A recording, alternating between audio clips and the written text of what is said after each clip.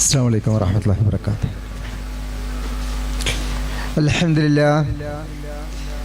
الحمد لله رب العالمين، الصلاة والسلام على أشرف الأنبياء والمرسلين نبينا محمد وعلى آله وصحبه ومن تبعهم بإحسان إلى يوم الدين. സ്നേഹം നിറഞ്ഞ മിടുക്കന്മാരും മിടുക്കുകളുമായ വിദ്യാർത്ഥിനികളെ, അവർക്ക് തുണയും തണലുമായ രക്ഷിതാക്കളെ, വേദിയിൽ എത്തിച്ചേർന്നിട്ടുള്ള ബഹുമാന്യരായ അതിഥികളെ, എല്ലാവർക്കും അസ്സലാമു അലൈക്കും വറഹ്മത്തുള്ളാഹി വബറകാതുഹു. ഒരു നല്ല തണുത്ത സുപ്രഭാതം നമ്മുടെ മക്കളെ അനുമോദിക്കാനും അഭിനന്ദിക്കാനും അവരുടെ വിജയാഹ്ലാദത്തിൽ പങ്കെടുത്തുകൊണ്ട് അവരുടെ വിജയത്തിൻ്റെ തിളക്കത്തിന് മാറ്റുകൂട്ടാനും വേണ്ടി നമ്മൾ ഇവിടെ ഇന്ന് ഒരുമിച്ച് കൂടിയിരിക്കുകയാണ്. വിദ്യാഭ്യാസ പ്രവർത്തനങ്ങൾക്ക് ഏറെ പ്രാധാന്യം നൽകിയിട്ടുള്ള ഈ സ്ഥാപനവും ഇതിൻ്റെ ചുറ്റുപാടും അധ്യാപനത്തിലും വിദ്യാർത്ഥി വിഭാഗത്തിനും മികവ് കാണിക്കുന്നവരെയും സമൂഹത്തിൻ്റെ മുന്നിലേക്ക് പിടിച്ചു കൊണ്ടുവരിക എന്നതുകൂടി അവരുടെ ബാധ്യത എന്ന നിലയിലാണ് ഇന്നിവിടെ ഈ യൂണിറ്റ് പരീക്ഷകളിൽ മികവ് കാണിച്ചവരെ ഒന്ന് പ്രകീർത്തിക്കാനും അവരെ അഭിനന്ദിക്കാനും അവർക്ക് അനുമോദനങ്ങൾ അർപ്പിക്കുന്നതിനും വേണ്ടി വിളിച്ചു കൂട്ടിയത്. എന്നാൽ പരീക്ഷയുടെ മികവിലപ്പുറം മനുഷ്യ സ്വഭാവം വളർന്നു വരുന്നതിൽ സഹായകമായി തീർന്നിട്ടുള്ള എല്ലാ സംവിധാനങ്ങളും, അതിൽ കൂടിയിട്ടുള്ള എല്ലാ വിദ്യാർത്ഥികളും അധ്യാപകരും എല്ലാവരും തന്നെ ആദരിക്കപ്പെടേണ്ടവർ തന്നെയാണ്. അൽഹംദുലില്ലാ, കഠിനമായ പരിശ്രമത്തിൻ്റെ ഫലമാണ് ഏറ്റവും മികച്ച ഒരു വിജയം എന്ന് പറയുന്നത്. A+ ലഭിച്ചുകൊണ്ട് എല്ലാ വിഷയങ്ങളിലും ഒരു മാർക്ക് പോലും നഷ്ടപ്പെടാത്ത വിധത്തിൽ വിജയിക്കുക എന്ന് പറഞ്ഞാൽ അത് കഠിനമായ ഒരു അർപ്പണബോധത്തിൽ നിന്ന് ഉണ്ടായതാണ്. ആത്മവിശ്വാസമാണ് അതിന് അവരെ പ്രേരിപ്പിക്കുന്നത്. അതൊന്നും കൂടാതെ തന്നെ അവർ ജീവിച്ചു വരുന്ന സാഹചര്യങ്ങളിൽ അവരെ പ്രചോദിപ്പിക്കുന്ന, അവരെ മാർഗനിർദ്ദേശങ്ങൾ കൃത്യമായ നിലയിൽ നൽകിക്കൊണ്ടിരിക്കുന്ന അധ്യാപകരുടെ കഠിനമായ പരിശ്രമം, അത് അധ്യാപകരുടെ വിജയമാണ്.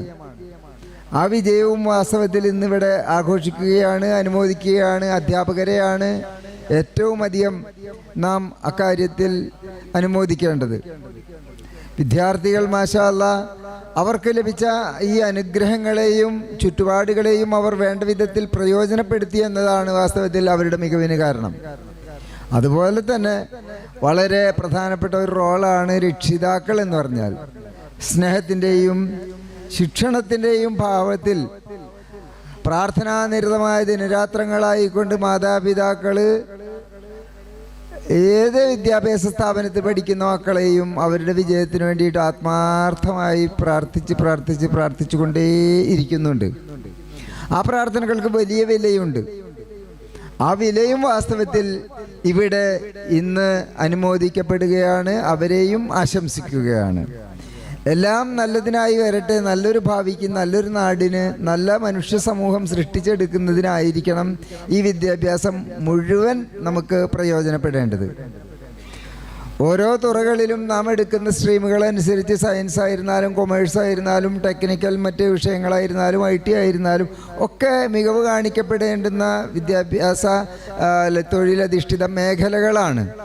പക്ഷേ ആത്യന്തികമായിട്ട് നമുക്ക് നാടിനുണ്ടാകേണ്ടതും വ്യക്തിപരമായിട്ട് നമുക്കുണ്ടാകേണ്ടതും മനുഷ്യരാണ് വേണ്ടത്. നല്ല മനുഷ്യരാകണം. നല്ല മനുഷ്യർ എന്ന് പറഞ്ഞാൽ നല്ല ലക്ഷ്യബോധമുള്ള മനുഷ്യർ. ഞാൻ എന്തിനാണ് ഇവിടെ പിറന്നത് എന്ന് ആലോചിക്കാൻ ഒരിത്തിരി നേരം കാണുന്ന മനുഷ്യന്മാർ, ഒരപേക്ഷ കൂടാതെ യാതൊരു വിധത്തിലും ഒരു അപേക്ഷകളോ അല്ലെങ്കിൽ ആവശ്യങ്ങളോ ഉന്നയിക്കാതെ മാതാപിതാക്കൾ പോലും ഒരു അപ്ലിക്കേഷൻ കൊടുക്കാത്ത വിധത്തിൽ എന്നെപ്പോലെ ഒരാൾ, നിങ്ങളെപ്പോലെ ഓരോരുത്തരും ഈ ഭൂമിയിലേക്ക് ഇങ്ങനെ ആണായിട്ടും പെണ്ണായിട്ടും പല കുടുംബങ്ങളിൽ നിന്നായിട്ടും ഒക്കെ വന്ന് എത്തിപ്പെട്ടു. ഇതെങ്ങനെ എത്തിപ്പെട്ടു? ആരോട് ചോദിച്ചിട്ട്? എന്താണ് ഇതിന് കാരണം എന്നൊരു ഇത്തിരി നേരം ഇരുന്ന് ആലോചിക്കാനും, എൻ്റെ ഉത്തരവാദിത്തം ഇവിടെ വന്നതിൻ്റെ പേരിൽ, ഈ ഭൂമിയിൽ ഞാൻ വന്നതിൻ്റെ പേരിൽ എൻ്റെ ഉത്തരവാദിത്തം എന്താണ് എനിക്കിവിടെ ചെയ്യാനുള്ളത് എന്നാലോചിക്കാനും കഴിവുള്ള മനുഷ്യന്മാർ ഉണ്ടാകണം. അതാണ് മനുഷ്യരും മൃഗങ്ങളും തമ്മിലുള്ള വ്യത്യാസം.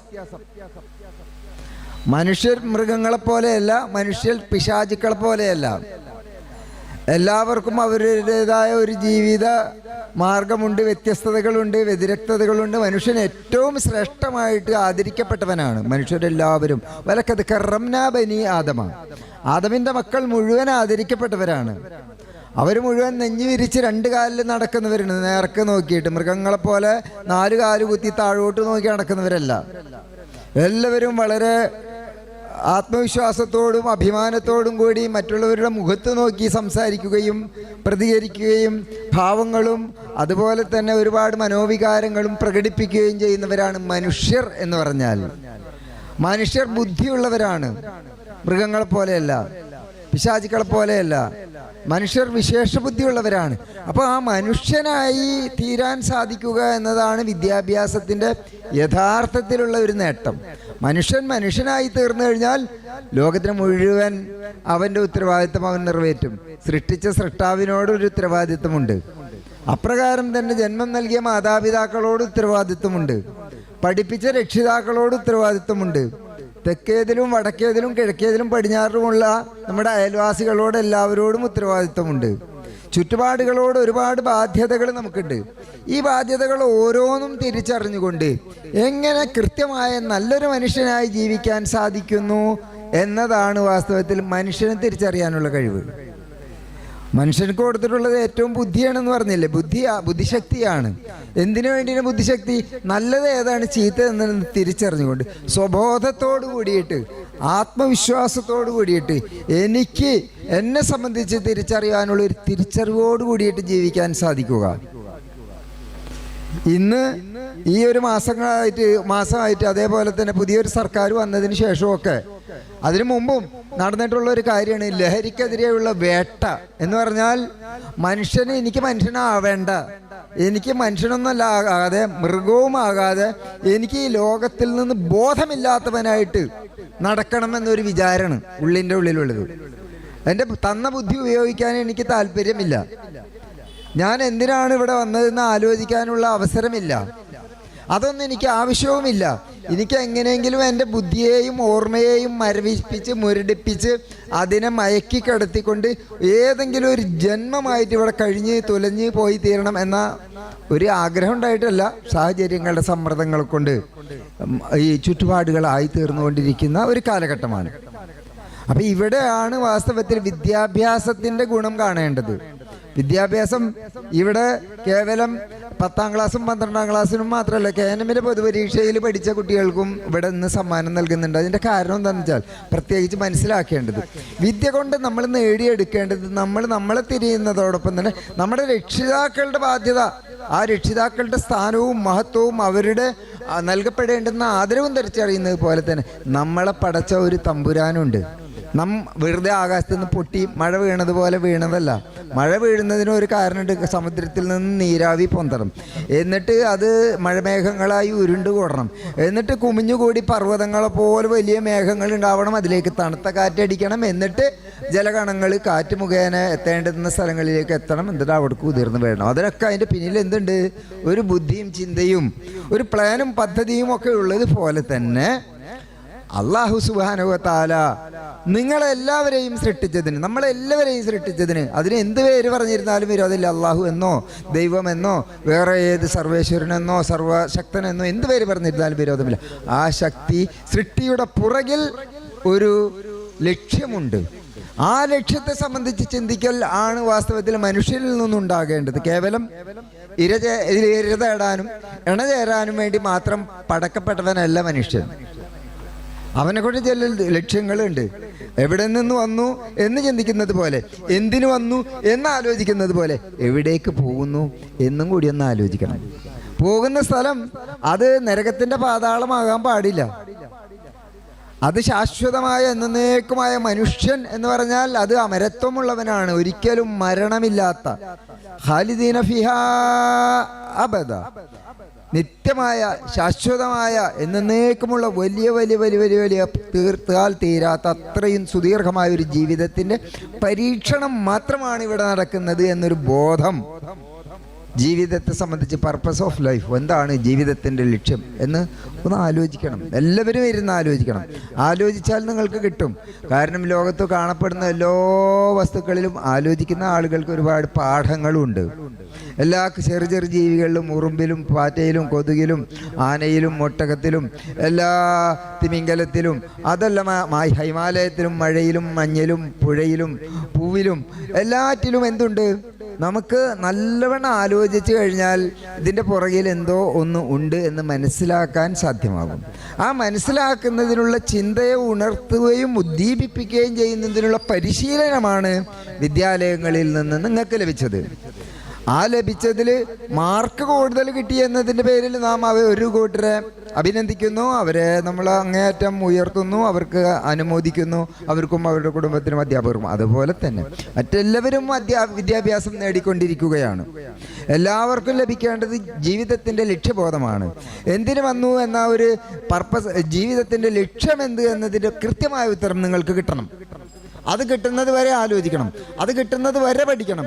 എന്നിട്ട് ആ ലക്ഷ്യപൂർത്തീകരണത്തിന് വേണ്ടിയായിരിക്കണം ജീവിതം മുഴുവൻ ചെലവഴിക്കേണ്ടത്. അങ്ങനെ ചെലവഴിക്കുമ്പോൾ മനുഷ്യൻ എന്തായി തീരും? മനുഷ്യനാകും. ഒരാൾക്ക് ഒരാളോട് വിദ്വേഷവും പകയും വൈരാഗ്യവും ഉണ്ടാവുകയില്ല. നമ്മൾ പറഞ്ഞില്ലേ, എല്ലാ മാനവരും എല്ലാവരും ഒരാണിൽ നിന്നും ഒരു പെണ്ണിൽ നിന്നും ജനിച്ചവരാണ്. ഇവിടെ വ്യത്യസ്തങ്ങളില്ല. പല കാരണങ്ങളെ കൊണ്ടും പല കുടുംബങ്ങളായി, പല പേരുകളായി, പല തറവാടുകളായി തീർന്നു എന്നതല്ലാതെ നാം വന്ന സ്രോതസ് ഒന്നാണ്, എത്തിച്ചേരേണ്ടുന്ന സ്രോതസ് ഒന്നാണ്. ഇവിടെ ജീവിക്കുമ്പോൾ ഉണ്ടാകുന്ന വ്യതിരിക്തതകളും വ്യത്യസ്തതകളും അതൊരിക്കലും നമ്മളെ ഭിന്നിപ്പിക്കാനാകരുത്. നമ്മളെ പരസ്പരം സ്നേഹിക്കാനും അടുപ്പിക്കാനും ഒരുമിപ്പിക്കാനും സഹായിക്കാനും വേണ്ടിയുള്ള ഒരു മാനസികമായ ഒരു സദ്വിചാരം അത് നമുക്കുണ്ടാക്കി തീർക്കണമെങ്കിൽ കൃത്യമായ വിദ്യാഭ്യാസം ലഭിക്കണം.